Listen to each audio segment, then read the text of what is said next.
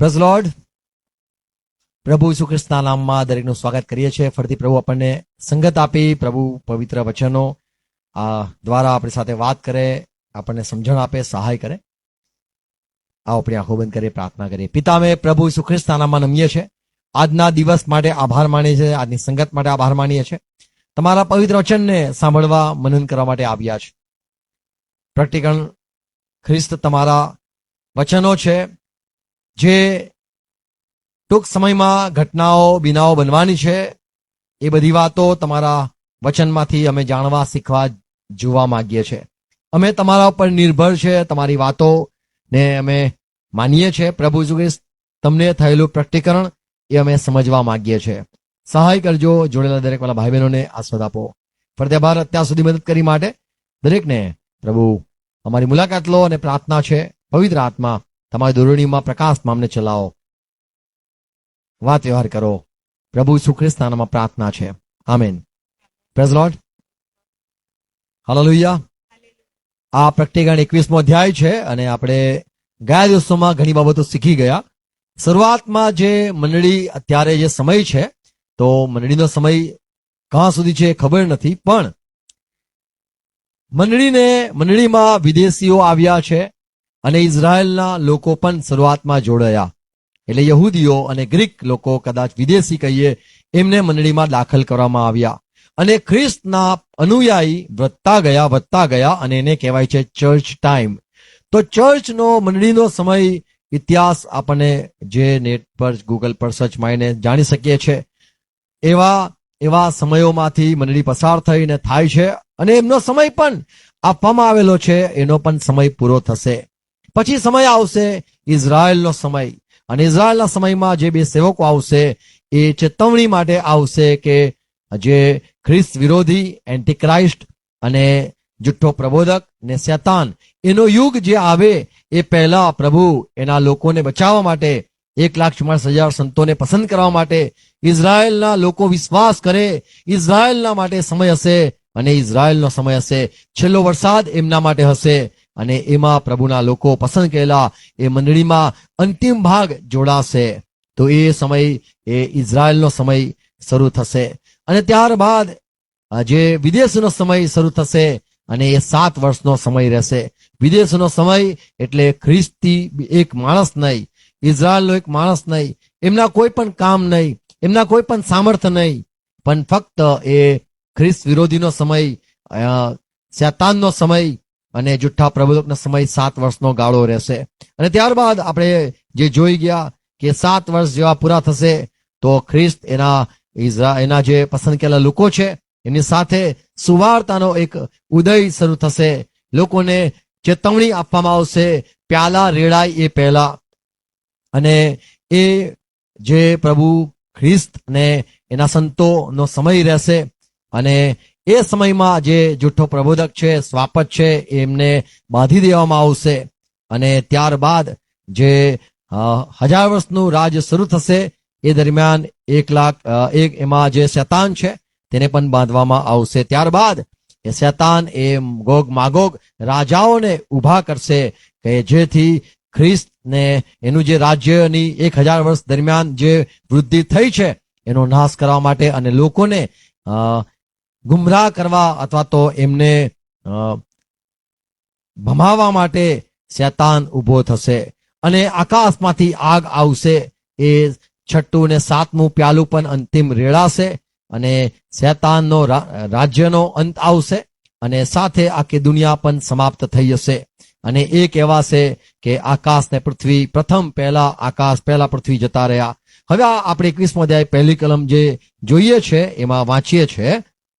પછી મેં નવું આકાશ તથા નવી પૃથ્વી જોયા. હવે યોહાન એક નવું જોવે છે. એ જોતો તો પ્રભુ ઈસુ એને બધું બતાવતા હતા. એ આ યોહાને અંત ભાગ પણ જોઈ લીધો, લોકોનો ન્યાય થયો એ પણ જોઈ લીધો.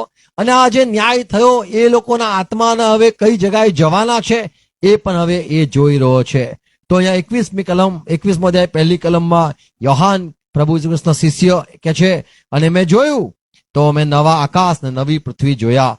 અને લખેલું છે, પણ પહેલા જે આકાશ ને પહેલી પૃથ્વી એટલે પહેલા જે દુનિયા હતી એ મેં જોઈ નહીં, એ જતી રહી. પહેલાના પહાડો, પહેલાની નદીઓ, પહેલાના જગાઓ, પહેલાનું દુબઈ ને પહેલાનું અમેરિકા ને પહેલાનું જાપાન ને પહેલાનું ટોક્યો ને પહેલાનું બધું જ આલિશાન દુનિયા, એ સરસ સરસ ગાડીઓના જમાના, એ બધું જ સમાપ્ત થઈ ગયું.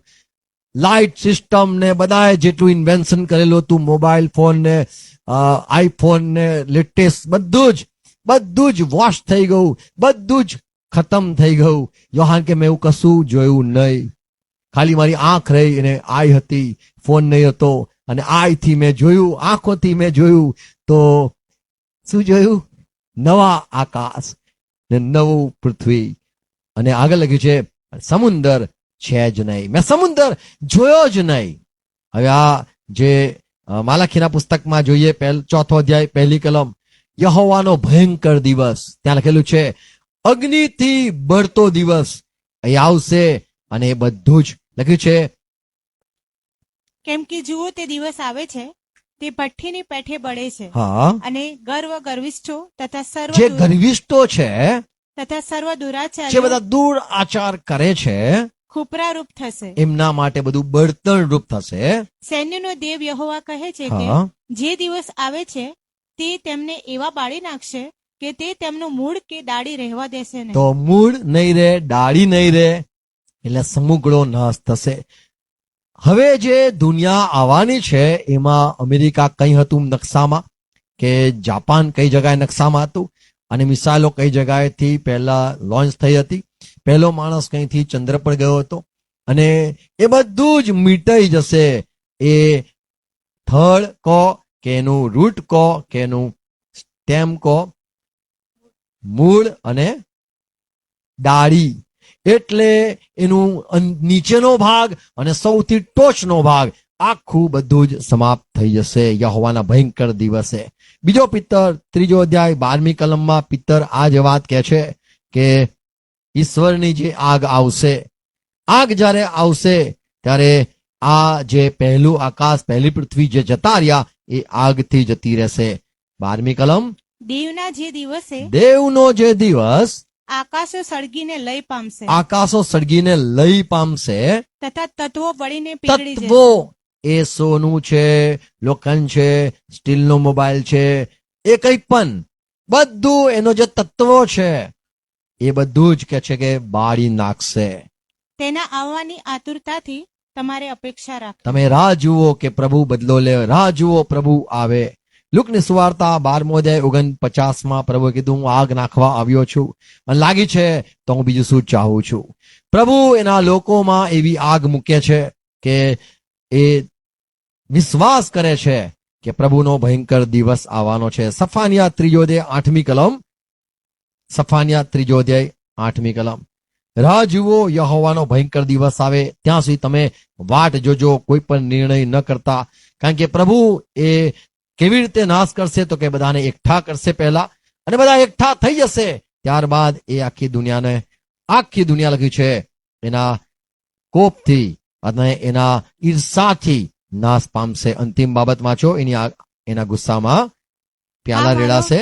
હા, મારો સર્વ સખત કોપ, મારો સખત ક્રોધ કોપ તેમના પર રેડું, તેમના પર રેડીશ. કેમ કે આખી પૃથ્વી મારા આવેશના અગ્નિથી ભસ્મ થશે. આખી પૃથ્વી ભસ્મ થશે, એટલે કશું જ નહીં રહે.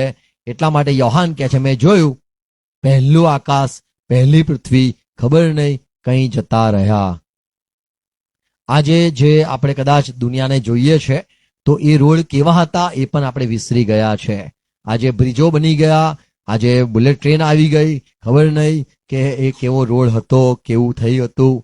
આખું બધું જ એમ જ યોહાન કહે છે, મેં કંઈક પણ જૂનું જોયું નહીં, બધું જ ખલાસ થઈ ગયું. જેમ ઉત્પત્તિ 6 અધ્યાય 17મી કલમમાં પ્રભુ એ જલપ્રળયથી કે છે દુનિયાને જેમ નાશ કરી નાખી, અને તે સમયમાં પહાડો પણ સંતાઈ ગયા, ડૂબી ગયા, એટલા હદનું જળપ્રળય શરૂઆતમાં આવેલું હતું. 17મી કલમ ઉત્પત્તિ 6:17. અને જુઓ સર્વ જીવ હા, જેમાં જીવનનો શ્વાસ છે તેઓનો સંહાર આકાશ તળેથી કરવા સારું હું પૃથ્વી પર જળપ્રળય લાવીશ. હા, અને પૃથ્વીમાં જે સર્વ છે, પૃથ્વીમાં સર્વ શબ્દ છે સર્વ સર્વ છે તે મરશે. તે બધું જ નાશ પામશે, મરી જશે. તો જેમ પાણીથી આખી પૃથ્વીને ધોઈ નાખી, શુદ્ધ કરવામાં આવી, અને એમ કહેવામાં આવ્યું કે નવું, એના માટે નવી દુનિયા હતી, અને નવી દુનિયામાં પ્રભુએ નૂહના દ્વારા નવી દુનિયા બનાવી. અને પ્રભુ ઈસુ ખ્રિસ્ત જ્યારે પૃથ્વી પર આવ્યા ત્યારે પ્રભુ ઈસુ ખ્રિસ્તે પોતાનું પવિત્ર લોહી વેવડાવ્યું. એમ કહીએ કે લોહીથી આજ ધરતી શુદ્ધ થઈ ગઈ. અને હજુ 50મા દિવસે જ્યારે પવિત્ર આત્મા પૃથ્વી પર ઉતરે છે, પ્રભુનો આત્મા લોકો ઠેર ઠેર જગાએ પામ્યા, તો આખી પૃથ્વી પર પ્રભુનો આત્મા કહે છે કે હું મારો આત્મા દુનિયા પર રેડી દઈશ. તમારા દીકરા દીકરીઓ પ્રબોધ કરશે. આ દુનિયામાં ખ્રિસ્તના લોકો, સંતોના લોહી વેવડાવવામાં આવેલા છે. આ પૃથ્વી ઉપર ને પાણીથી ધોઈ નાખવામાં આવી, પાણીથી બાપ્તિસ્મા થયું, પાણીથી એને શુદ્ધ કરવામાં આવ્યું, સ્નાન કરવામાં આવ્યું. પછી પ્રભુ ઈસુના લોહીથી આ પૃથ્વીને ધોવામાં આવી. હવે આ પૃથ્વીને પવિત્ર આત્માથી શુદ્ધ કરવામાં આવે છે. એક સમય આવશે આગથી આ પૃથ્વીને ધોઈ નાખવામાં આવશે, ત્યારે કહેવાશે હવે આ ધરતી નવી થઈ ગઈ. ઘણા લોકો માને છે કે આ જે પૃથ્વી છે, આ પૃથ્વી એ જતી રહેશે, નવો જ ગોળો પ્રભુ બનાવશે, આખો નવો જ ગોળો હશે. આખી ધરતી જે છે એ એની જે કહીએ કે ગોલાઈ ત્રિજ્યા, કે સારું ડાયમીટર હોય કે રેડિયસ અડધું હોય, પણ આખું જે સર્કલ છે એ વ્યાસ સર અમારા હતા એક, તો આખી પૃથ્વી નવી, લોકો એમ કે છે નવું જ બનાવશે પ્રભુ.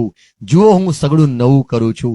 તો દુનિયામાં એવો વિચાર ચાલે છે કે આ ધરતી જતી રહેશે અને આ ગોળો કઈ બળી જશે, કઈ ફેંકવામાં આવશે ખબર નહીં, અથવા તો મનુષ્યને, શેતાનને આપી દેવામાં આવશે આ ગોળો. બીજો એક નવો ગોળો જ પ્રભુ ઉભો કરશે અને એના લોકોને ત્યાં વસાવશે. લોકો એમ માને છે.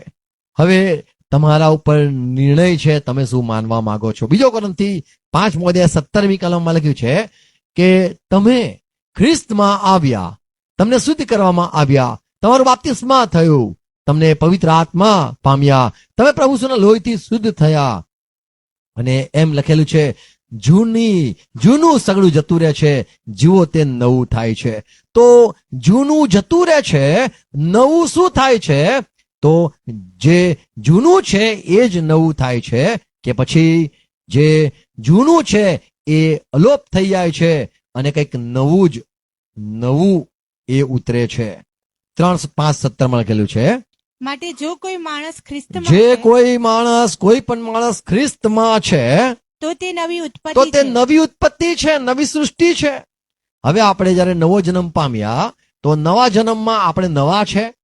આપણે નવું ચામડું મળી ગયું, નવું આત્મા મળી ગયો, નવું આપણા વાળ ઉગી ગયા. ખ્રિસ્તમાં આવ્યા પછી શું નવું આવ્યું? નવી આંખો આવી ગઈ, બ્લુ આઈઝ આવી ગઈ, ગોલ્ડન વાળ આવી ગયા, સોનેરી વાળ આવી ગયા. આપણને બધું નવું થઈ ગયું. શું આપણે નવા થઈ ગયા કે આપણું આંતરિક વિચારો, બોલવું, સ્વભાવ આ નવું થયું? તો જે ખ્રિસ્તમાં છે તે નવી ઉત્પત્તિ છે.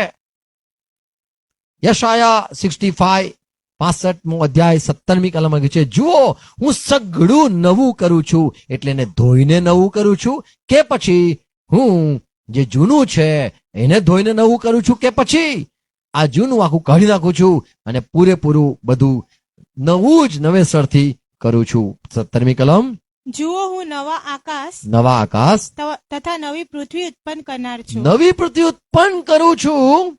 અને આગલી બીનાઓનું સ્મરણ આગલી કરવામાં- બીના, જૂનો સમય, જૂની વાતો, જૂની ધરતી સ્મરણ કરવામાં આવશે એને નહીં. યાદ નહીં કરવામાં આવે તેવું મનમાં આવશે અને નહીં. તમારા મનમાં પણ નહીં આવે કે પહેલી દુનિયા કેવી હતી. જ્યારે કોઈ મરણ પામશે અને એ જે જગાએ નવી દુનિયામાં જશે તો ભૂલી જશે કે પૃથ્વી પર કેવું દુનિયા હતી, કાશ્મીર કઈ જગ્યા હતું અને કુંવારી કન્યા કઈ હતી. બધું જ વિસરી જશે માણસ. તો બે સંભવ છે. હા, તો ઊંઘી ગયેલા માટે આવા મારા ડાયલોગો હોય છે કે લોકો જાગતા રહો. Good morning, praise lord. તો 1 કોરિન્થી 15:38 કલમમાં લખ્યું છે, પ્રભુ દરેકને નવું શરીર આપે છે અને પોતાના મન ઈચ્છા પ્રમાણે એ ડિઝાઇન કરે છે કે મારે કેવું શરીર આપવાનું, એટલે બટકું આપવાનું, લાંબુ શરીર આપવાનું, કેવા કેવા વાળ, બધાના વાળ ડિફરન્ટ હોય છે, બધાના વાળ ડિફરન્ટ. એના માટે તો ડીએનએ ત્યાંથી શરૂ થાય છે. ભલે બધાના વાળ કાળા હોય પણ એ બધામાં બધું જ અલગ અલગ હોય છે. 35મી કલમ. પણ દેવ પોતાની ઈચ્છા પ્રમાણે પણ દેવ પોતાની મરજી થઈ, ઈચ્છા થઈ એ પ્રમાણે તેને શરીર આપે છે, દરેકને શરીર આપે છે, અને દરેક બીને અને દરેક બી જે છે તેને પોતાનું ખાસ શરીર એને હોય ખાસ છે. એનું શરીર હોય છે. તો ખાસ જે શરીર છે એ પ્રભુ આપે છે. પૃથ્વી જે છે એને કેવો આકાર, એને કેવું ધરતી પર કઈ જગ્યાએ પાણી બનાવવું, કઈ જગ્યાએ પર્વત બનાવવા, કઈ જગ્યાએ ઝાડ ને કઈ જગ્યાએ ખેતર ને કઈ જગ્યાએ મનુષ્ય રહે, આ બધું જ ધરતીને બી પ્રભુ નવું બનાવે છે. જૂનું સગળું જતું રહે છે. ફિલિપીના પત્ર 3:21મી કલમમાં પાઉલ કહે છે કે આપણા શરીરનું, અધમ અવસ્થાનું શરીર એટલે નાશ પામનારો શરીરને તે રૂપાંતર કરશે. એટલે આપણું શરીર નવું થઈ જશે, નહીં કે આપણે એને ફેંકી દેશે અને નવો જ એલ્વિસ ને નવો જ ડેનિયલ ને નવો જ મનુષ્ય નહીં હોય, પણ એ જ મનુષ્ય એ જ નવો થઈ જશે. 21મી કલમ. તે જે સામર્થ્યથી સર્વને પોતાને આધીન કરી શકે છે, હા, તે પ્રમાણે આપણી અધમાવસ્થાના શરીરનું એવું રૂપાંતર તો કરશે. પ્રભુ આપણા શરીરનું રૂપાંતર કરશે એવું લખેલું છે. શરીરનું રૂપાંતર થશે, શરીરને બદલવામાં આવશે. 1 કોરિન્થી 15મો અધ્યાય 52, 53, 54 કલમ જો વાંચીએ. 1 કોરિન્થી 15મો અધ્યાય 52મી કલમ. પણ છેલ્લું રણશીંગડું વાગતા છેલ્લું રણશીંગડું વાગતા જ શું થશે? એક ક્ષણમાં, એક જ ક્ષણમાં શું થશે? આંખના પલકારામાં, હા, આંખના પલકારામાં શું થશે? આ પણ સર્વનું રૂપાંતર થઈ જશે. રૂપાંતર થશે. આપણા સર્વનું રૂપાંતર થશે. કેમ કે રણશીંગડું વાગશે, હા, રણશીંગડું વાગશે, અને મુએલા અવિનાશી થઈને અને જે મરેલા છે, મુએલા, તેઓ અવિનાશી થઈને ઉઠશે, ઉઠશે, અને આપણું રૂપાંતર થશે. અને આપણું રૂપાંતર થઈ જશે. રૂપાંતર થશે એવું લખેલું છે. અને આગળ, કેમ કે આ વિનાશીને આ જે વિનાશી છે તેને અવિનાશીપણું ધારણ તે કરવું, જ અવિનાશીપણું ધારણ કરશે. અને આ મર્ત્ય અને આ જે શરીર મરમર કરે છે, મરું કરે છે, અમરપણું ધારણ એને કરવું પડશે. અમરપણું, એને જ અમરપણું લાગશે. એને જ નવું બનાવી દેવામાં આવશે, એને જ પોલિશ કરવામાં આવશે, એને જ નવું બનાવવામાં આવશે. તો હવે જે પૃથ્વી, નવું આકાશ જે યોહાન જુએ છે, જ્યાં દરિયો નથી લખેલું છે. પ્રકટીકરણ 20મો અધ્યાય માં આપણે જે જોઈએ છે કે જે દરિયામાં છે મુએલા, તેઓને નીકાળવામાં આવ્યા. કઈ કલમ છે? 23મી, 13મી કલમ. પ્રકટીકરણ 20મો અધ્યાય 13મી કલમ. સમુદ્રે પોતાના સમુદ્રમાં લોકો મરી ગયેલા. આજે જે લોકો મરી જાય છે તે દરેક સમુદ્રમાં ગયા એવું કહેવાય છે. અસ્થિઓ પણ લોકો નદીમાં પધરાવી દે છે. માણસો મર્યા પછી ક્યાં જાય છે? એમનું શરીર પણ પેટાણમાં જાય છે, એમનો આત્મા પણ પેટાણમાં જાય છે. કોઈનો પણ આત્મા ભટકતો નથી, કોઈ પણ આત્મા હવામાં રહેતો નથી, કોઈનો આત્મા તાંડવ જોતો નથી, મનુષ્યના જેમ ઉપર પૃથ્વી પર ફરતો નથી, વાતાવરણમાં રહેતો નથી, કે આગની જેમ એ બધાને જોતો નથી. મનુષ્યના જે આત્મા છે કે જે કંઈ છે એ બધા એ ધરતીમાં જાય છે, સમુદ્રમાં જાય છે. પ્રકટીકરણ 13મો અધ્યાય 1લી કલમમાં લખ્યું છે, મેં આ સ્વાપદને કે છે સમુદ્ર પર ઊભું રહેલું જોયું. પ્રકટીકરણ 20:8માં અજગર પણ સમુદ્ર પર ઊભું રહેલું મેં જોયું. યશાયા 27:1માં પણ લખેલું છે, લિવ્યાથાન એ પણ સમુદ્રનો મોટો મહાજીવ છે. અને 27 યશાયા હઝીકેલ 27:3માં લખેલું છે, તું સમુદ્રમાં કે છે કે વેપાર કરતો હતો, તારો વેપાર સમુદ્રમાં હતો, પ્રભુએ કીધું માથેની સુવાર્તા 13મો અધ્યાય 45મી કલમ, માથી 13:45, તમે સમુંદર ખૂંદી વળો છો એક શિષ્ય બનાવવા માટે. યશાયા 24મો અધ્યાય 5મી કલમ, તું ધરતીના નીચે રહે છે. તો આ જે સેઓલ છે, હાદેસ છે, મરણ છે, આ ધરતીમાં એમના રાજ છે. 24:5, યશાયા 24:5. વળી પૃથ્વી તેના રહેવાસીઓના પાપને લીધે ભ્રષ્ટ થઈ છે, હા. કેમ કે તેઓએ નિયમનું ઉલ્લંઘન કર્યું છે, હમ. વિધિનો અનાદર કર્યો છે, સનાતન કરાર તોડ્યો છે. તો આ ધરતીમાં મનુષ્યના આત્મા જાય છે. અને ઘણી જગાએ આપણે જોઈ શકીએ છીએ બાઇબલમાં કે મરણ પછી પ્રભુ ઈસુ ખ્રિસ્ત જ્યારે મરણ પામ્યા ત્યારે લખેલું છે તે નીચે, સૌથી નીચેના ભાગમાં તે ઉતર્યો. દુનિયાના દરેક લોકો મરણ પામીને સૌથી નીચેના ભાગ એટલે દરિયા કહેવાય છે ત્યાં. હવે સમુદ્ર શા માટે નથી? પ્રકટીકરણ 21 પહેલી કલમ, કારણ કે મરણ પછી માણસ સમુદ્રમાં જાય છે અથવા તો પેટાણમાં જાય છે. હવે મરણ છે જ નહીં તો પેટાણની જરૂર નથી રહેતી. પણ આ પૃથ્વી જે અત્યારે છે ત્યાં પેટાણ છે, સમુદ્ર છે. મરણ પામીને સમુદ્રમાં જાય છે, અધલોકમાં જાય છે. પણ હવે મરણ છે જ નહીં, એટલા માટે સમુદ્રમાં લોકો જતા નથી. ઉત્પત્તિમાં જે જોઈએ છે, ઉત્પત્તિ 1લો અધ્યાય 9મી કલમ. હવે ઉત્પત્તિમાં જો જોવો તો એમાં પ્રભુએ દરેક વખતે જોયું અને કહ્યું સારું છે, જોયું ને કહ્યું સારું છે, જોયું ને કહ્યું સારું છે. એવું આપણે કેટલી વાર વાંચીએ છીએ? તો જે લોકોએ બાઇબલ બરાબર નથી વાંચ્યું તેઓ એમ કહેશે 6 વાર અને 7મી વાર, ઓકે 5 વાર અને 6 વાર, 6ઠ્ઠી વારે કીધું ઉત્તમ ઉત્તમ. પણ આપણે જે 9મી કલમ જોઈએ તો પ્રભુએ કશું કીધું નથી કે બીજા દિવસને પ્રભુએ જોઈને એવું નહીં કીધું સારું છે, અને જોયું ને કહ્યું સારું છે એવું બીજા દિવસે નથી કીધું. વાંચીએ તો, અને દેવે કહ્યું કે હા આકાશ તળેના પાણી એક જગામાં એકઠા થાવ હા ને કોરી ભૂમિ દેખાવ, હા, અને તેવું થયું. એવું થયું. પણ બીજા દિવસને પ્રભુએ આશીર્વાદ આપ્યો એવું નથી વાંચતા. કઈ કલમ છે? બીજો દિવસ થયો, સાંજ થઈ, સવાર થઈ, બીજો દિવસ. 8મી કલમ, અને દેવે તે અંતરિક્ષને આકાશ કહ્યું. અંતરિક્ષમાં ઉડતા પક્ષીઓ એ જગા જે છે, જે અત્યારે હાલ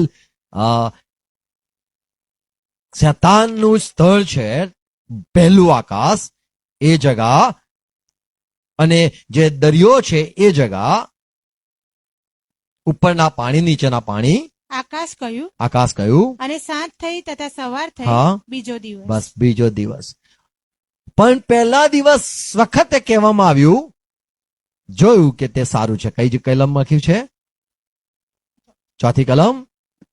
અને દેવે હા તે અજવાળું જોયું કે તે સારું છે, હા. અને દેવે અજવાળું તથા અંધારું જુદા. દેવે જોયું ને કહ્યું સારું છે, અને કીધું પહેલો દિવસ. પણ બીજા દિવસે જોયું ને સારું છે ન કીધું, ફક્ત લખવામાં આવ્યું છે જોયું. સારું છે કશું કહેવામાં આવ્યું નથી. તો આ સમુદ્ર હવે નહીં રહે, કારણ કે માણસ મરણ પામીને જે પેટાણમાં જાય છે એને સમુદ્ર કહેવામાં આવે છે. જ્યાં શેતાનનું રાજ્ય ચાલે છે, અને જેટલા બી દુષ્ટ આત્માઓ હતા એ બધા પેટાણમાં હતા. એ આપણે જોઈ ગયા. પ્રકટીકરણ 21 બીજી કલમ. પછી વળી મેં પવિત્ર નગર, મેં યોહાને શું જોયું? પવિત્ર નગર જોયું. નવું યરૂશાલેમ, પવિત્ર નગર, નવું યરૂશાલેમ. બોલો, નવું યરૂશાલેમ એ પવિત્ર નગર છે. પવિત્ર નગરમાં પવિત્ર લોકો રહે છે, એને પવિત્ર નગર કહેવામાં આવે છે. પવિત્ર ફક્ત મંદિર કહેવામાં આવે છે, નગરને નહીં. અને આજ 21 આપણે જોઈશું કે મેં મંદિર ના જોયું. આખી પૃથ્વી ઉપર મેં મંદિર ના જોયું. કેમ? કેમ કે જે નગર હતું ને, જ્યાં સર્વશક્તિમાન દેવ રહેવાનો છે, એ જ તો એનું મંદિર હતું. તો નગર, પવિત્ર નગર મેં જોયું, અને એ નવું યરૂશાલેમ મેં જોયું, આકાશમાંથી ઉતરતા જોયું. આ જે ઉતર્યું મંદિર, નગર, એ ચોખંડું હતું. અને જો આપણે અભ્યાસ કરનારા જે જાણે છે, મંદિર જે શરૂઆતમાં બનાવવામાં આવેલા એ બધા જ મંદિર ચોખંડા હતા. ચોખંડું મંદિર, પરમ પવિત્ર સ્થાન ચોખંડું હતું કે જેથી ઈશ્વરનો આત્મા ત્યાં રહે એવું મૂસાને કહેવામાં આવેલું કે તારે એને ચોખંડું બનાવવાનું. તો આ નગર જે છે એ બી ચોખંડું છે, એ આખું એપાર્ટમેન્ટ ટાઈપ છે એમ માનવામાં આવે છે. ફરતી બીજી કલમ વાંચીએ. વળી મેં પવિત્ર નગર પવિત્ર નગર, નવું યરૂશાલેમ નવું યરૂશાલેમ, દેવની પાસેથી આકાશમાંથી ઉતરતું જોયું. આમેન. અને કેવું હતું? સંઘાયેલું હતું. એક પતિ માટે સંઘાયેલું હોય અથવા એક રાજા માટે એની કન્યા તૈયાર કરી હોય એ પ્રમાણે અને જેમ કન્યા પોતાના વરને સારું શણગારવામાં આવેલી હોય શણગારવામાં આવી હોય તેમ તે તૈયાર કરેલું હોય. એવું એ તૈયાર નવું યરૂશાલેમ જોયું. એટલે જૂનું યરૂશાલેમના અત્યારે જે દુનિયામાં લોકો દર્શન કરવા જાય છે, ચિઠ્ઠીઓ મૂકવા જાય છે, જૂનું છે. નવું યરૂશાલેમ તરફ કે છે તમે નજર કરો, અને એ તો આપણું રહેઠાણ છે, એ તો આપણી માં છે, જ્યાં આપણે રહેવાના છે. તો જે પવિત્ર નગર છે એ નવું યરૂશાલેમ મેં જોયું આકાશમાંથી ઉતરતા. કેવું કે છે કે કન્યા તૈયાર હોય જેમ, એવું એકદમ સાફ સુથરું, ચમકતું, ચળકતું. અને એ કેવું, એના વિશે અહીંયા 21મા અધ્યાયમાં એ મંદિરના બધા વિશે લખેલું છે. ત્રીજી કલમ. વળી મેં રાજ્યસનમાંથી મોટી વાણી એમ બોલતી સાંભળી કે એ રાજ્યસનમાંથી, ત્રીજા આકાશમાંથી મેં વાણી સાંભળી, જુઓ, જુઓ દેવનો મંડપ માણસોની સાથે છે. આ મંદિર જે ઉતરે છે અથવા તો આ જે નવું પવિત્ર નગર જે ઉતરે છે તે તો દેવ એમાં રહે છે, અને એમાં દેવનો મંડપ માં સાથે જો રહેવા આવે છે. તો આ પૃથ્વી ઉપર દેવ પોતે પૃથ્વી પર રહેવા આવવાનો છે. ઉત્પત્તિ બીજો અધ્યાય 24મી કલમમાં એક ભવિષ્યવાણી હતી. જ્યારે આદમ હવા સાથે હવાને જુએ છે અને હવાની સાથે જોડાઈ જાય છે, ત્યારે એમ કહેવામાં આવ્યું કે માણસ પોતાના મા બાપને મૂકીને પોતાની પત્નીને વળગી રહેશે અને તેઓ એક થશે. અને આ જ મર્મ એફએસસી 5:31માં પાઉલ સમજાવે છે. આ એનો અર્થ આવો થાય છે, આદમ એટલે ઈસુ ખ્રિસ્ત જે પોતાની કન્યા સાથે રહેવા આવી જશે, પોતાના જે ઘર છે એને છોડીને. એટલે આકાશને છોડીને દેવનો મંડપ માણસ સાથે, દેવ માણસ સાથે, એની પ્રજા સાથે, એની કન્યા સાથે, એની હવા સાથે એ રહેવા આવશે.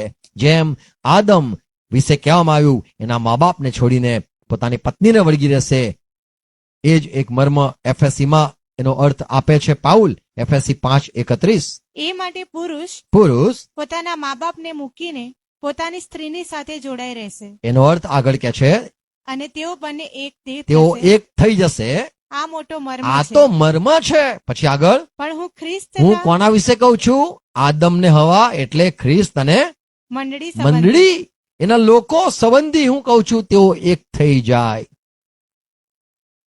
તો દેવનો મંડપ, મુલાકાત મંડપમાં માણસ દેવને મળવા જતો હતો, અને એ જે મુલાકાત મંડપ હતો એમાં 24 કલાક લાઈટ અથવા તો આગ સળગાવતા હતા કે માણસો અંદર રાતે પણ આવે.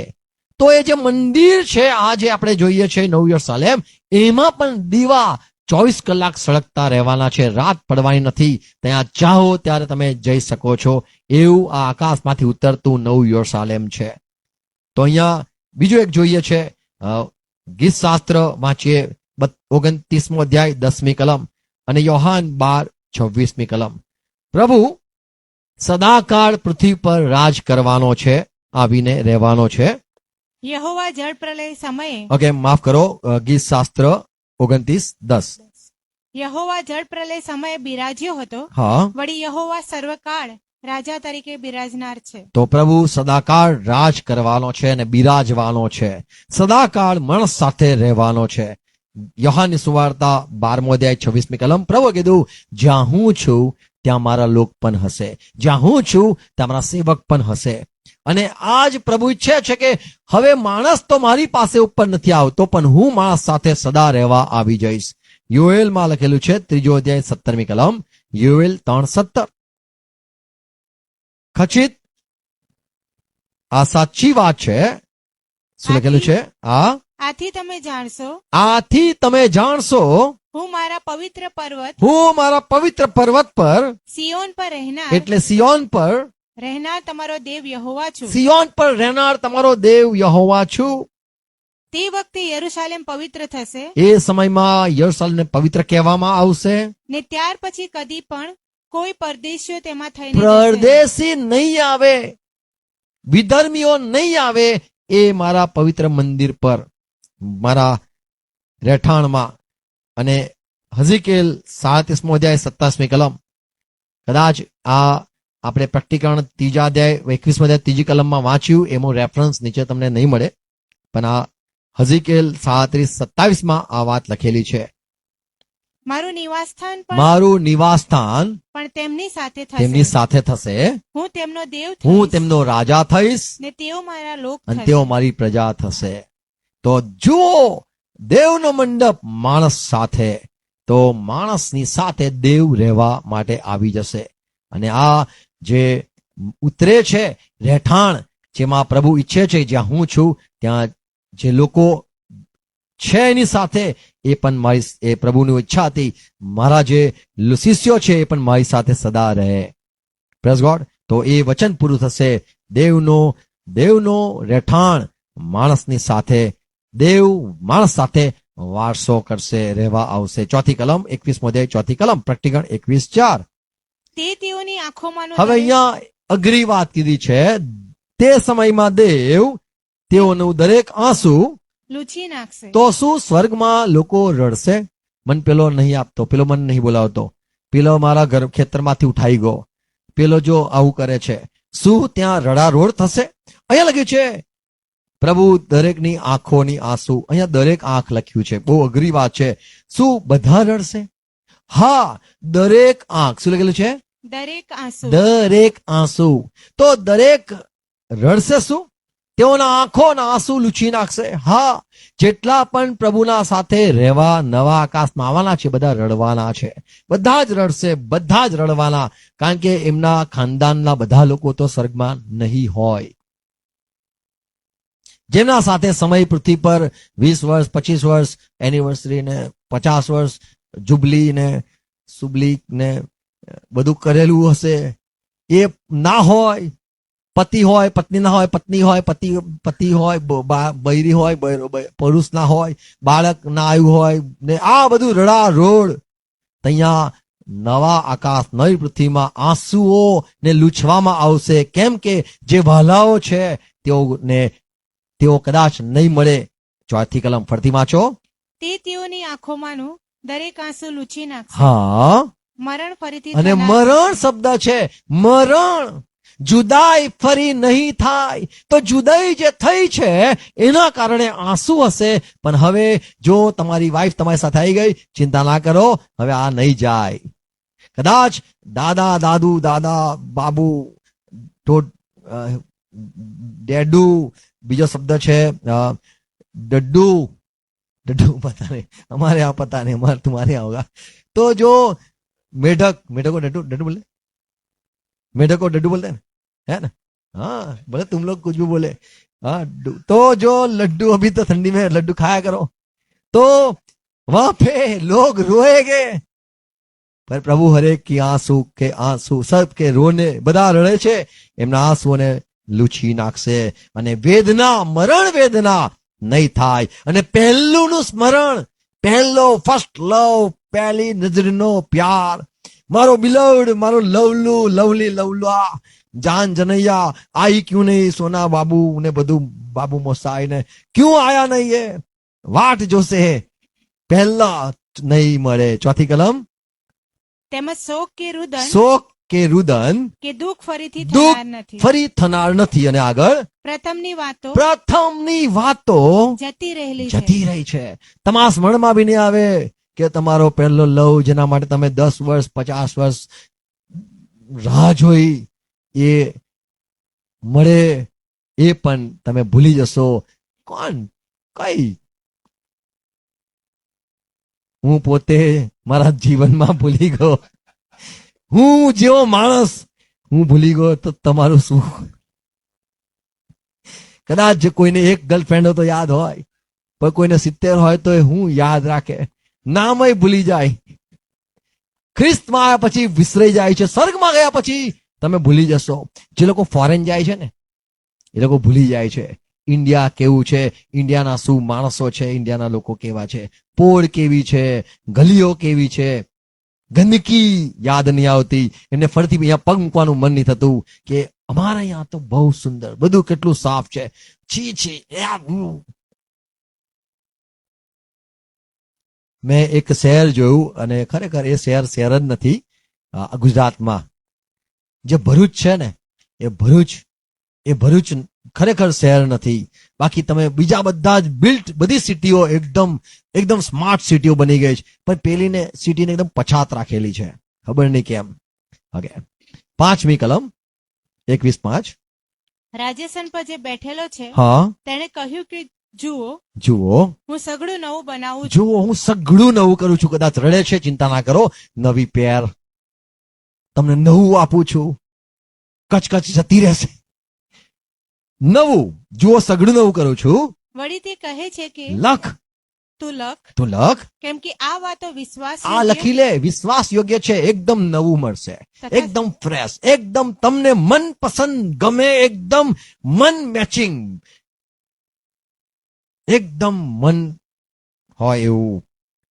બધું નવું કરું છું, બધું જ નવું કરું છું. Praise God. અને આ વિશ્વાસ યોગ્ય છે. Praise God. કદાચ એમ થઈ જાય કે નવી આકાશમાં લઈને તો આયા પણ આ જૂનું મોડેલ લાયા. ના, તમને બિલકુલ દુઃખ નહીં. એવું એ જગા છે. ત્યાં ફરીથી એમ નહીં કહેવામાં આવે કે આ સ્ત્રી જે તે મને આપી એને મને ફળ ખવડાવ્યું. આરોપ નહીં આવે. તમે પ્રભુના વખાણ કરશો. ક્યાં ખૂબ બનાયા પ્રભુને. કાશ્મીર કી કલી કઈ ખબર નહીં, એવું કયું ગીત છે? ક્યાં ખૂબ કરું કુરબાની, તારીફ કરું ઉસકી. પેલી લાગે કે મેરી કરતે નહીં. क्या तारीफ करूं उसकी जिसने तुझे बनाया, तेरी नहीं, उसने उसकी तारीफ. तो मानस स्वर्गમાં ગયા પછી તારીફ જ તારીફ. સ્વર્ગમાં હાલેલુયા, પ્રેઝ લોર્ડ. ખાવા પછી, લડ્ડુ ખાયા પછી વાહ, બધું જ બિરયાની ને બધું ખાઈને માંસ, વાહ વાહ વાહ વાહ એમ કર્યા કરશે. Praise God. કારણ કે આંસુઓ નહીં પડે, તીખું નહીં લાગે, એકદમ બધું બેસ્ટ. Praise God. તો પ્રભુ જે નવું. અને જ્યારે કહેવામાં આવ્યું યોહાન એકવાર ખાઈને જો, યોહાને ઓળિયું ખાધું, કેવું લાગ્યું? કડવું લાગ્યું. એકવાર તો મીઠું લાગ્યું, પછી કડવું અનુભવ થયો. પણ આ હઝીકેલે જે જોયું એને ખાધું કડવું ને પછી મીઠું લાગ્યું. તો પ્રભુ જે નવું બનાવે છે એમાં બધું જ મીઠું ને સારું હશે. Praise God. Praise God. 6મી કલમ. તેણે મને કહ્યું કે હવે તેઓ પૂરી થઈ ગઈ છે. હા, હું આલ્ફા તથા ઓમેગા, વિશ્વાસ યોગ્ય વાત કહું છું. કેમ કે હું કોણ છું? હું આલ્ફા ઓમેગા છું. આદિ તથા અંત હું છું. આદિ તથા અંત છું. હું તરસ્યાની જીવનના પાણી, અને જે તરસ્યો છે, જે તલપી રહ્યો છે કે કેવી દુનિયા ઈસુ ખ્રિસ્ત બનાવે છે, મને જરા જોવા તો દો. હું તરસ્યાને જીવનના પાણીની જરામાંથી મફત આપીશ. હું જરામાંથી મફત આપીશ, એમને આપીશ. તો આ પ્રભુ જે છે સ્વર્ગમાં પણ તમને આપ જ કરશે. અને તમે કેટલા તૃપ્ત થાવ છે જોશે. Praise God. અને દરેકને હું તૃપ્ત કરીશ. 7મી કલમ. જે જીતે છે. હવે શબ્દ આવ્યો, અહીંયા રહેશે કોણ? તો શબ્દ આવ્યો જે જીતે છે તેને એ સગડાનો વારસો મળશે. વારસો, અંદર ઘૂસવાનો વારસો. જે જીતે છે તેને આપીશ. અને તે મારો બાળક, મારો દીકરો થશે અને હું તેનો બાપ થઈશ. Praise God. હું તેનો દેવ થઈશ. તો જે નવું યરુશલેમ છે, નગર છે, એમાં રહેશે કોણ? વારસો કોને મળશે? તો અહીંયા સ્પષ્ટ વાત લખી છે, જે જીતે છે તેને વારસો મળશે. 8મી કલમ. પણ બીકણો, અવિશ્વાસીઓ, ભ્રષ્ટ થયેલા, ખૂનીઓ, વ્યભિચારીઓ, જાદુક્રિયા કરનારા, મૂર્તિ પૂજકો તથા સગળા જૂઠાઓનો ભાગ અગ્નિ તથા ગંધકથી બળનારી ખાઈમાં છે. એ જ બીજું મરણ છે. તો બીજા મરણમાં એ લોકો જશે, પણ અહીંયા જે જીતે છે તેઓ આવે છે. 9મી કલમ. પછી જે 7 દૂતોની પાસે છેલ્લા 7 અનર્થોથી ભરેલા 7 પ્યાલા હતા. આપણે એ વાત જોઈ ગયા 16મા અધ્યાય 14મા અધ્યાયમાં કે જે 7 દૂતો હતા કે જેમના પાસે અનર્થો હતા, એમાંનો એક દૂત આવે છે અને કહે છે તેઓમાંના એકે મારી પાસે આવીને મને કહ્યું કે અહીં આવ, અને જે કન્યા હલવાનની વહુ છે તેને હું તને તો દેખાડીશ. હું માનું છું કે આ સાતમો જ દૂત હતો કે જેને એમ કીધું સંપૂર્ણ થયું. એને જ યોહાનને કીધું હું તને હવે કન્યા બતાવું છું. Praise God. કોણ? એટલે હું તને હલવાનની કન્યા બતાવું છું.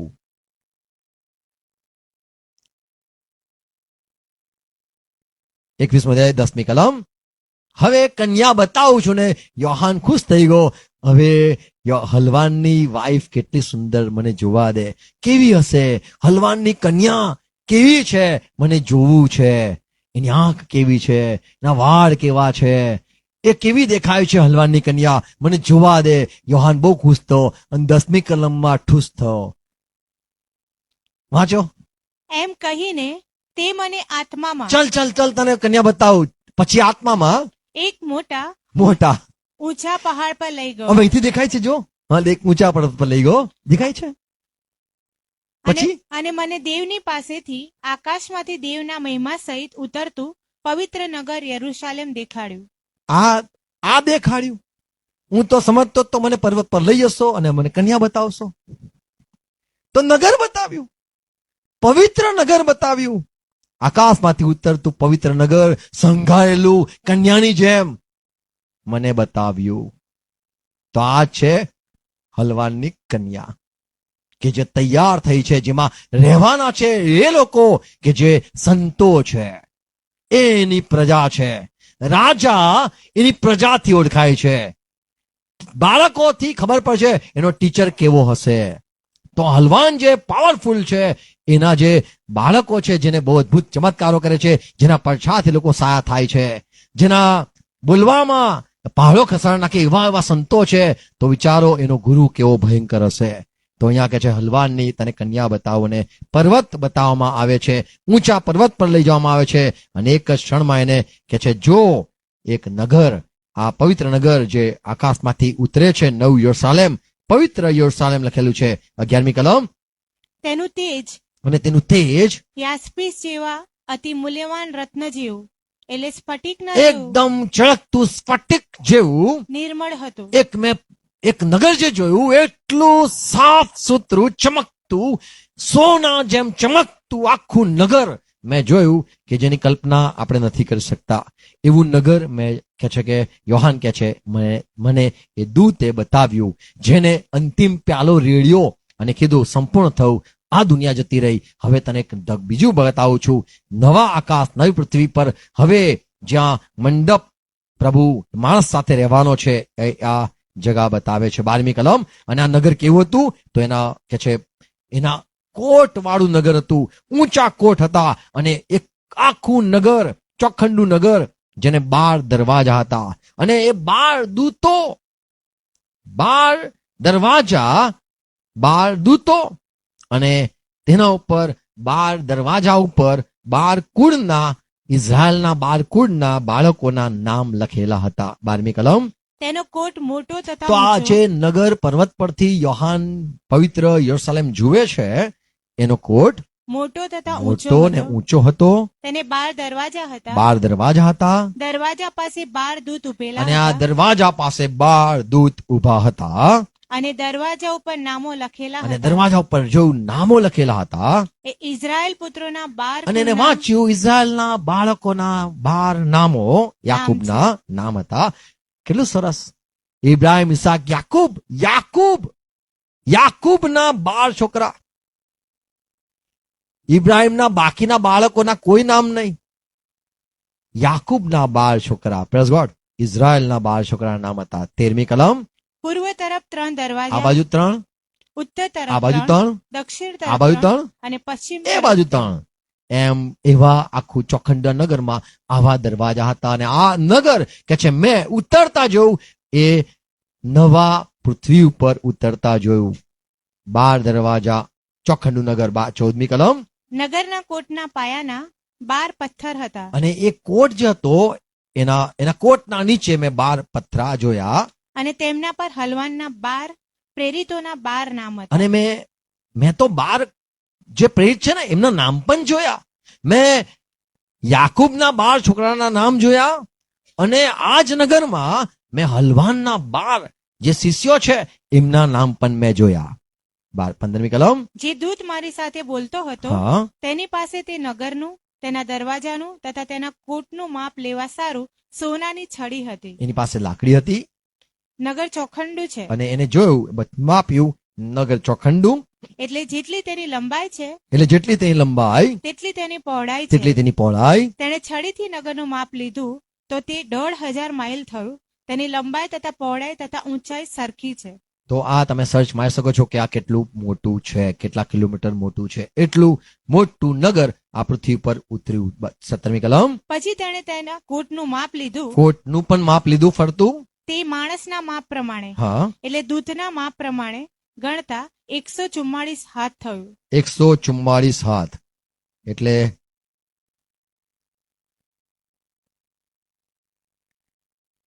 66 મીટર એની ઊંચાઈ હતી, જાડાઈ હતી. જાડાઈ પહોળાઈ 66 મીટર. એ નગર એટલી પહોળું હતું. પછી એટલે તેના- એનો કોટ જાડો હતો, તેના કોટનું ચણતર યાસ્પીસનું અને હતું આખું જે કોટ હતો એ યાસ્પિસ નું હતું. અને નગર નિર્મળ કાચના જેવા ચોખ્ખા સોનાનું હતું. એકદમ સાફ સુથરું સોનાનું હતું. નગરના કોટના પાયા દરેક પ્રકારના મૂલ્યવાન પાષાણથી સુશોભિત હતા. હા, પહેલો પાયો યાસ્પીસ, બીજો નીલમ, ત્રીજો પાનું, હમ. ચોથો લીલમ, પાંચમો અકીક, છઠ્ઠો લાલ, સાતમો તૃણમણી, આઠમો પિરોજ, નવમો પોખરાજ, 10મો લસણીઓ, 11મો સની, 12મો યાકુત.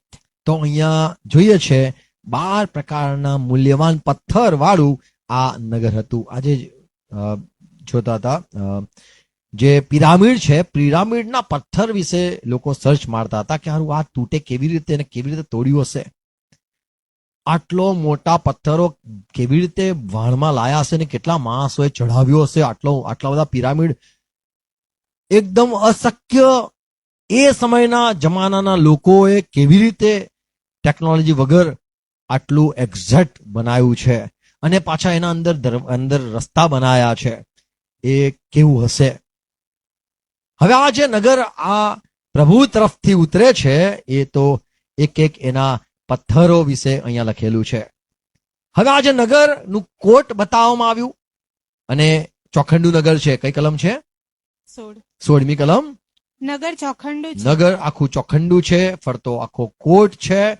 એવું નગર કે છે મને કહેવામાં આવ્યું, આવ હું તને કન્યા બતાવું છું. અને પર્વત પર લઈ જાય છે અને કન્યા બતાવવામાં આવે છે, અને એની પહોળાઈ, લંબાઈ, ઊંચાઈ, અને નગર દેખાડવામાં આવે છે, પવિત્ર નગર. અને આ નગર જુએ છે યોહાન 22મી કલમ.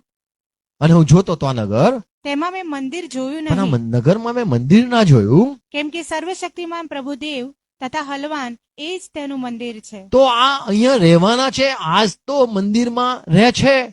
તો સર્વશક્તિમાન દેવ અને હલવાન આનું જ આ રહેઠાણ છે. 22મી કલમ. નગરમાં સૂર્ય કે ચંદ્રના પ્રકાશની જરૂર નથી, કેમ કે દેવનો મહિમા તેને પ્રકાશિત કરે છે. તો મેં મંદિર 22મી કલમમાં કહે છે મેં મંદિર જોયું નહીં. તો મંદિર શું છે? પ્રકટીકરણ 3:12 લખ્યું છે, હું તને મારા મંદિરમાં સ્તંભ કરી લઈશ. તો દેવનું જે મંદિર છે એ આ નગર છે. 12મી કલમ. જે જીતે છે તેને હું મારા દેવના મંદિરમાં સ્તંભ કરીશ, હવે આ મંદિર શું છે આગળ? ને તે ફરી ત્યાંથી બહાર જશે મંદિરની નહીં. બહાર નહીં જાય. અને તેના પર દેવનું નામ તથા એ મારા મંદિરમાં દેવનું નામ. મારા દેવના શહેરનું નામ, હા, એટલે જે નવું યરુશાલેમ મારા દેવની પાસેથી આકાશમાં ઉતરે છે હા. તેનું તથા મારું પોતાનું નવું નામ લખીશ. તો એ મંદિરમાં હું એને સ્તંભ કરીશ, અને એમાં એ આવશે જશે, અને હું એનું નામ એમાં એ જે નગર છે એમાં હું એનું નામ લખીશ કે એ અંદર આવી શકે છે, બહાર જઈ શકે છે. 21 બીજી કલમ, પ્રકટીકરણ 21:2. મેં પવિત્ર નગર નવું યરુશલેમ આકાશમાંથી ઉતરતા જોયું. 10મી કલમ. અને પવિત્ર નગર નવું યરુશલેમ. તો આ જે પવિત્ર શબ્દ જોઈએ છે એ જ મંદિર છે. નગર પોતે પવિત્ર છે, એટલા માટે આ મંદિર જ મંદિર છે. મેં મંદિર ના જોયું, કેમ કે નગર જ મંદિર હતું. 23મી કલમ. નગરમાં સૂર્ય કે ચંદ્રના પ્રકાશની જરૂર નથી, હા કેમ કે દેવનો મહિમા તેને પ્રકાશિત કરે છે હા. અને હલવાન તેનો દીવો છે. તો અહીંયા આટલા 23 કલમમાં જોઈએ છે, આટલી 10 વાતો હું કહીશ. આપણે જે જોઈ ગયા કે આ જે પવિત્ર નગર છે એના વિશે, કે એ પહેલી વાત એ મંદિર છે. એટલે દેવ અહીંયા એમાં છે, અને એટલા માટે પૃથ્વી ઉપર કહેવાશે દેવનો મંડપ માણસની સાથે. આ મંદિર જ, આ જે નગર છે એ જ પવિત્ર મંદિર છે. અને આ મંદિર જેમ જોયું, આ નગર જે જોયું 16મી કલમ પ્રમાણે ચોખંડું આ નગર છે. આ નગરમાં સૂરજના ને ચંદ્રના પ્રકાશની જરૂર નથી. 27મી કલમમાં કોઈ પણ પાપી પ્રવેશ નહીં કરે. 21મી કલમમાં આ નગર જે છે એ રસ્તા એના સોનાના છે. આખી પૃથ્વી સોનાની નથી, પણ આ ફક્ત નગર જે છે, આ જગા પૃથ્વી પર જે નગર ઉતરે છે એ જ ખાલી પૂરતું, એ જ નગર ફક્ત એના રસ્તા સોનાના છે. અને ત્યાં લાઈટ, ત્યાં કે છે 25મી કલમમાં લખ્યું છે એના દરવાજા દિવસે બંધ નથી પડતા, ત્યાં રાત થતી નથી. એટલે ત્યાં લોકો આવજા કરશે, જેને પણ જરૂર હોય એ બાર દરવાજા છે એમાંથી તેઓ પ્રવેશ કરી શકે છે. તો બહારથી લોકો અંદર આવી શકે છે, પણ અંદરના રહેનારા જે છે એ કોણ છે એ પણ આપણે આગળ જોઈશું. 27મી કલમમાં જોઈએ છે, જે કંઈ અશુદ્ધ છે જે અશુદ્ધ છે, અને જે કોઈ ધિક્કારપાત્ર કૃત્યો કરે છે હા, તથા અસત્ય આચરે છે તે તેમાં કદી પ્રવેશ કરશે તો જ નહીં. એમાં એ લોકોને એલાઉડ નથી. 25મી કલમ, દિવસે તેના દરવાજા કદી બંધ થશે નહીં. તો આ મંદિરમાં કોણ પ્રવેશ કરશે? મંદિર કેવું છે? એમાં ને એમાં દરવાજા કે છે કે ખુલ્લા રહેશે. કેમ કે 21મી કલમ, તે 12 દરવાજા 12 મોતી હતા. 12 દરવાજા જે હતા એમાં 12 મોતી હતા. તેઓમાંનો દરેક દરવાજો એક એક મોતીનો હતો, હા, અને નગરનો રસ્તો ચોખ્ખા સોનાનો નિર્મળ કાચના જેવો હતો. અને આ જે નગર છે એમાં ઝાડ પણ છે. 22મા અધ્યાયમાં આપણે આગળ જોઈશું તો એમાં ઝાડ છે, જીવનનું વૃક્ષ, એ પણ આ મંદિરમાં જ અથવા તો આ નગરમાં જ છે. કઈ કલમ છે? જીવનનું ઝાડ. બીજી કલમ 22:2. એ નદીના બંને કિનારે જીવનનું ઝાડ હતું. ઓકે, તો આ નગર છે એમાં જીવનનું નદી, એમાં જીવનનું ઝાડ છે. તો આ મંદિર અથવા નગર જે છે એમાં એની વાત આવી છે.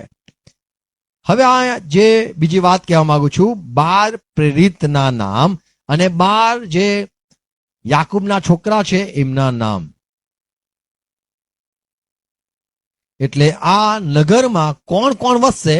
તો અધિકાર એમને છે જે જીતે છે, એ વારસ પામે છે અંદર જવાનું.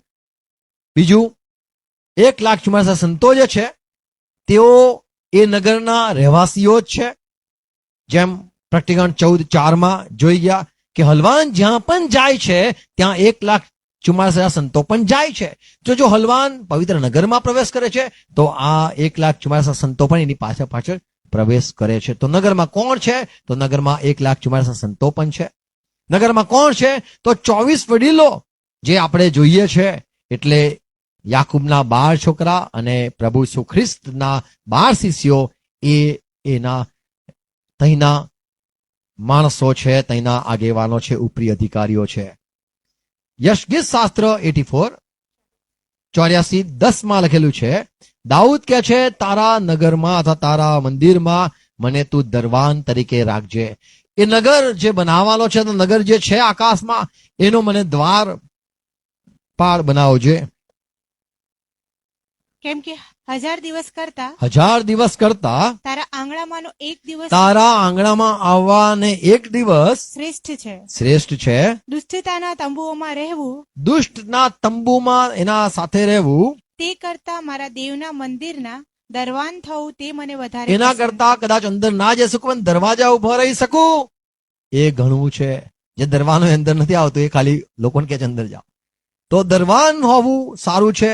મને નહીં બહાર જવું, કદાચ અંદર સમય ના મળે કઈ વાંધો નહીં, પણ મને દરવાન બનાવજે. નીતિ વચન 18મો અધ્યાય 16મી કલમ 18:16. માણસ જે વ્યક્તિ દરવાન બને છે, આપણે જોયું કે આ દરવાજા 12 દૂત છે. આ દૂતો ની સેવા છે અંદર જે લોકો એટલે દુનિયામાંથી આ જે પૃથ્વી પર જે નવું યરુશલેમ છે એ નગરમાં જવું હોય તો ત્યાં જે 12 દૂતો હતા એમને મળીને જવું પડે. 18:16 માણસની બક્ષિસ તેને સારું માર્ગ ખુલ્લો કરે છે. બક્ષિસ માર્ગ ખોલે છે. એટલે જે લોકો અંદર જવા માંગે છે તેઓ બક્ષિસ લઈને આવવા જોઈએ. ખબર છે સુલેમાનને મળવા માટે જ્યારે જે પણ આવ્યા એ બધું બહુ બધું લઈને આવ્યા કે મને સુલેમાનને મળવું છે, આ બધું લાયા છે. સોનું બોલ લોબાન એ તો પ્રભુને મળવું છે. પણ જે પણ રાજાને મળવા આવતા તે બક્ષિસ કશું પણ લાવતા અને દરવાજો ખોલતો કે કેમ મળવું છે રાજાને, કેમ નગરમાં આવવું છે, હું લાવ્યો છું ભેટ, હું ગીત લાવ્યો છે, આવો ચલો ચલો ભાઈ અંદર આવો લાવવા દો. તો કઈક ફરમાન કે છે કે દરવાજો ખોલે છે, બક્ષિસ દરવાજો ખોલે છે. તો પ્રભુ પાસે જે કોઈ આવશે તે ખાલી હાથે ન આવે એવી બાઇબલમાં આજ્ઞા છે. તો જે પણ અંદર આવવાના છે દરવાન છે અને દરવાજા ખોલવાના છે. આપણે જોઈએ તો 22મો અધ્યાય બીજી 14-15 કલમ. જીવનના ઝાડ પર તેઓને હક મળે અને તેઓ દરવાજામાં થઈને નગરમાં પ્રવેશ કરે. હા, એ માટે જેઓ પોતાના વસ્ત્ર ધોવે છે તેઓને ધન્ય છે. તેઓને ધન્ય છે. તો અંદર આવવાના છે. પછી 23મી કલમ. કઈ કલમ? 14 ને 15 કલમ. કૂતરા પ્રકટીકરણ. હા, 14-15. 22મો અધ્યાય 14-15. 15મી કલમ. કૂતરા, જાદુગરો, વ્યભિચારીઓ, ખૂનીઓ, મૂર્તિપૂજકો તથા જે સર્વ અસત્ય ચાહે છે અને આચરે છે તેઓ બહાર છે. હવે અહીંયા શબ્દ છે બહાર છે. શબ્દ છે બહાર છે. અહીંયા એવું નથી શબ્દ જે આપણે શરૂઆતમાં વાંચ્યો 21મા અધ્યાયમાં કે તેઓ 8મી કલમમાં વાંચ્યું બીજા મરણ, પણ અહીંયા શબ્દ છે બહાર છે. શું છે 8મી કલમમાં? બીકણો, અવિશ્વાસીઓ, ભ્રષ્ટ થયેલા, ખૂનીઓ, વ્યભિચારીઓ, જાદુક્રિયા કરનારા, મૂર્તિપૂજકો તથા સગળા જૂઠાઓનો ભાગ અગ્નિ તથા ગંધકથી બળનારી ખાઈમાં છે. તો અહીંયા ગંધક ને અગ્નિ બળતી ખાઈ એ પૃથ્વી પર નથી, એ બીજી જગાએ છે. પણ અહીંયા જે આપણે 21મા અધ્યાયમાં જે નગર જોઈએ છે અને નવી પૃથ્વી જોઈએ છે, એમાં નવું નગર જે આવવાનું છે આકાશમાંથી, એ નગરની અંદરની વાત છે અને નગરની બહારની વાત પણ અહીંયા બતાવવામાં આવે છે. 12મી કલમ પ્રેક્ટિકલ 21:12. 12 દરવાજા 12 દૂતો સંભાળે છે. આ 12 દૂતો કોણ હોઈ શકે? તો હું માનું છું કે આ 12 દૂતો જે છે એ પ્રભુના જે 12 શિષ્યો છે એમને દોડતા, એમને સંભાળવા માટે જે દૂતો હતા તેઓ હોઈ શકે. કે આ 12 દૂતો, 7 દૂતો તો તમને કદાચ ખબર છે 7 દૂતો કેટલા છે. તો આપણે જોઈ ગયા મંડળીના 7 દૂતો, રણસિંગડતા સંગડા વગાડતા 7 દૂતો, અનર્થનો પ્યાલો રેડતા 7 દૂતો, અને હજુ પણ 7 દૂતો છે. અહીંયા 12 દૂતોની વાત જે 12મી કલમ વાંચે છે 21:12, પ્રેક્ટિકલ 21:12. તેનો કોટ મોટો તથા ઊંચો છે. હા, તેને 12 દરવાજા 12 દરવાજા છે. દરવાજા પાસે 12 દૂતો ઉભેલા હતા. દરવાજા આગળ 12 દૂતો ઉભેલા મેં જોયા અને દરવાજા ઉપર નામો લખેલા હતા. અને દરવાજા ઉપર નામો લખેલા હતા. તો આ 12 દૂતો કોણ હોઈ શકે? તો માનવું છે મારું પ્રેરિત કૃત્ય 12મો અધ્યાય 13, 14, 15 કલમ વાંચો. જ્યારે પિત્તર કેદખાનામાં હતો ત્યારે લોકો મંડળીના લોકો પ્રાર્થના કરતા હતા કે અમારા વચ્ચે સંત નથી રહ્યા, કહાં ગયા? એમને પ્રભુ બોલાવો, એમને છોડાવો કે જેથી પિત્તરની અમને જરૂર છે. અને લોકો પ્રાર્થના કરતા હતા અને આ બાજુ પ્રભુ એનો દૂત પિત્તરને છોડાવીને બહાર લાવે છે. પણ આ સંતો જે પ્રાર્થના કરતા હતા મંડળીમાં પિત્તરની રાહ જોતા હતા. 13મી કલમ. તે આગલું બાણું ઠોકતો જ્યારે પિત્તર દરવાજો ખખાડતો હતો ત્યારે રોદા નામે એક જુવાન એક રોદા કરીને એક નાની છોકરી હતી, ખબર કાઢવા આવી. એ બહાર જોવા આવી કોણ દરવાજા આગળ ઊભું છે. તેને પિત્તરનો સાથ ઓળખીને એને પિત્તરનો અવાજ સાંભળ્યો, આનંદને લીધે બાણું ખુશ થઈને દરવાજો ના ખોલ્યો અને અંદર પાછી દોડી ગઈ. માહે દોડી જઈને કહ્યું કે પિત્તર બાણા આગળ ઉભો છે. પિત્તર આયા છે, પિત્તર આવી ગયા. અને તેઓએ તેને કહ્યું કે તું તો ઘેલી છે. તું તો ગાંડી છે. પણ તેણે આપણે ખાતરીપૂર્વક પ્રાર્થના કહ્યું. કરીએ છીએ, પિત્તર જેલમાં છે. હા હા વાંચો. પણ તેણે ખાતરીપૂર્વક કહ્યું કે હું કહું છું તેમ જ છે. તો ત્યારે લોકોએ કીધું, હા ત્યારે તેઓએ કહ્યું કે તેનો દૂત હશે. એનો દૂત આવ્યો હશે, પિત્તરનો દૂત આવ્યો હશે, પિત્તર નહીં હોય. તો પિત્તરનો દૂત શબ્દ અહીંયા જોઈએ છે. પ્રયત્ન કરતા 27 23મી કલમ જોઈએ તો પાઉલનો પણ એક દૂત હતો જે પાઉલને હંમેશા એની સાથે વાત કરતો હતો. સ્વપ્નમાં રોજ આના તો દૂતો પણ આવે છે, એ પણ વાત કરીને જાય છે. આપણા દૂતો હોય તો 23મી કલમ કેમ કે જે દેવનો હું છું પાઉલ કહે છે, સાંભળો, હું જે દેવનો છું, અને જેની સેવા હું કરું છું હા, તેના દૂતે આજ રાત્રે આજે રાતે મને દર્શન આપેલું છે. મારી પાસે ઉભા રહીને કહ્યું કે હા, પાઉલ બીમાં પાઉલ બીતો નહીં. કેસરની રૂબરૂ તારે ઉભા રહેવું પડશે. એટલે જયારે કીધું ને કે ઉભા રહેવું પડશે, એટલે કઈ ટેન્શન ના લો, કઈ તૂટવા ફૂટવાનું નહીં, કોઈ મરવાનું નહીં, હાનિ થવાનું નહીં, કારણ કે કાલનો દિવસ મને દેખાડ્યો છે. તો પાઉલનો પણ દૂત, પિત્તરનો પણ દૂત. તો આ જે 12 પ્રભુએ પ્રેરિતો, નિમ્યા, સંતો ઠરાવ્યા, એમના પણ દૂત હતા. તો માનું છું આ જે દરવાજા આગળ ઉભા રહેનારા છે એ પિત્તરને ઓળખે છે, પિત્તર દ્વારા જેટલા બી આવ્યા એમને પણ ઓળખે છે. અને જે શિષ્યો છે, 12 શિષ્યો, એમને અહીંયા દરવાજા આગળ ઉભા રહેવાની જરૂર નથી, તેઓ ઈસુ ખ્રિસ્ત સાથે અંદર રહેશે. આમેન. તો આ 12 જે દૂતો છે કોણ હોય? તો એ પિત્તરના દૂતો હોય. પિત્તરને દૂતની જરૂર નથી, 12 પ્રેરિતોને દૂતની જરૂર નથી કે જે ચલાવે, એ પ્રભુ ઈસુ ખ્રિસ્ત સાથે જ તેઓ અંદર રહેવાના છે. આમેન. આપણે વાંચીએ 26-27 કલમ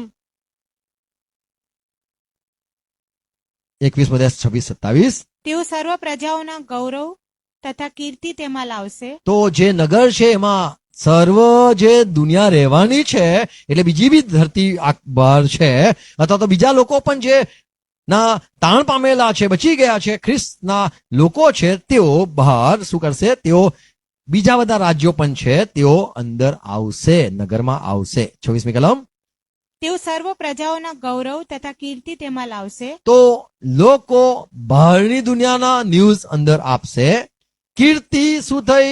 હજુ ધરતીમાં શું ચાલે છે બીજા દુનિયામાં, એટલે એ માફ કરો, બીજી ધરતી, જે નવું આકાશ છે એમાં કેવી કેવી વાતો થઈ રહી છે, એવું બધા ન્યૂઝ એ આ જે નગર છે એમાં લોકો જણાવશે. 27મી કલમ. જે કોઈ અશુદ્ધ છે અને જો કોઈ અશુદ્ધ છે, અને જે કોઈ ધિક્કારપાત્ર ધિક્કારપાત્ર કૃત્યો કરે છે, તથા અસત્ય આચરે છે, હા, તે તેમાં કદી પ્રવેશ કરશે જ હા. નહીં. પણ જેઓના નામ હલવાનના જીવન પુસ્તકમાં લખેલા છે તેઓ જ પ્રવેશ કરશે. તો અહીંયા જોઈએ છે કોણ પ્રવેશ કરશે? તો પ્રભુના હલવાના પુસ્તકમાં લખેલા છે તેઓ જ આવશે. Praise God.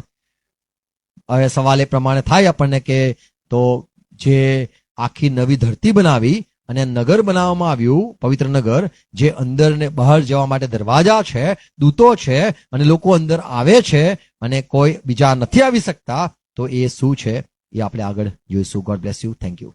Praise God. આવો પ્રાર્થના કરીએ. પિતા, અમે પ્રભુ ઈસુ ખ્રિસ્તના નામમાં નમીએ છીએ, આભાર માનીએ છીએ તમારા પવિત્ર વચનો માટે. આ બધી વાતો જે સાંભળી પ્રભુ, દરેક જે જોડેલા છે ભાઈ બહેનો, એમને પણ સહાય કરજો. સ્પષ્ટ એમના મનો ખુલી જાય અને ખ્રિસ્ત તમારા સાફ પ્રકટીકરણને સમજી શકે. તમારી દરેક વાતોને સમજવા માટે દરેકને સહાય કરો. પવિત્ર આત્મા અત્યાર સુધી મદદ કરી આભાર માનીએ છીએ. આગળ પર તમે દોરો ચલાવો. ફરતી આભાર આજના દિવસ, આ સંગત માટે, તમારા પવિત્ર ક્ષણ માટે. જે જોડેલા છે દરેક વિશ્વાસમાં હા આમેન કહેનારા દરેકનું ભલું થાય પ્રભુ ઈસુ ખ્રિસ્તના નામમાં. આમેન. પ્રભુ સાથે કરીએ.